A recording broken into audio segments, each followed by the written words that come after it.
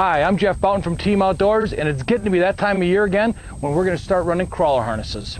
So I want to show you today the different techniques on running crawler harnesses and the weights you use and how far back you can go with them, and some of the easier ways to do it. First of all, we have what's called a snap weight, and we use a Church's tackle release on that, and we attach a 1 ounce weight to it. We have what we call your keel weight, which you put inline, and you'd run that with your crawlers. And then of course there's always the kind that we call an inline weight, which is typically looks like a fish, and we would hook our line right up here, and then our crawler harness goes to the back here. And then we have Team Outdoors inline weight, which goes on a little differently and a little bit more a little different technique, allows easy on, easy off, things like that. So I'm going to show you how to attach all these and the formula you use to get your bait down there. So here we have, which would be a crawler harness, typically 2 hooks on it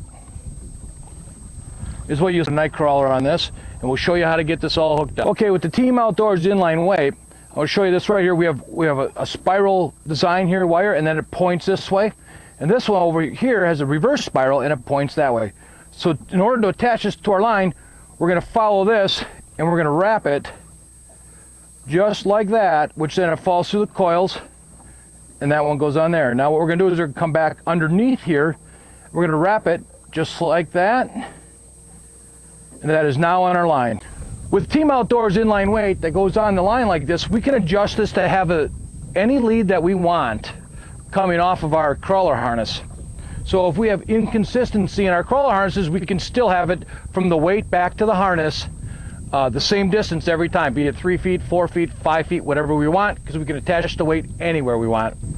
So in order to get our crawler on, I take the top hook for our harness, I put it right up through the edge of the head, right here on the night crawler, and we thread that right through and we bring that right back. Now, I feel this is real important, is the second hook. We come right back through just below the collar on the night crawler. We thread that right through there a little bit. We bring that out, and as you see, that second hook is pretty well hidden, and we have a nice presentation. So now that we have our inline weight all hooked up and our night crawler harness on there and our night crawler all threaded on there, right, we're going to put this in the water. And the formula is really simple for running night crawlers, and that is a 1 ounce weight. For every 2 feet you let out, you get 1 foot of depth. So right now we're in about 15 feet of water. I want 12 feet down. So 12 feet means I'm going to let out 24 feet of line, just like so. So that'll put us in that 12-foot area, and it's real simple.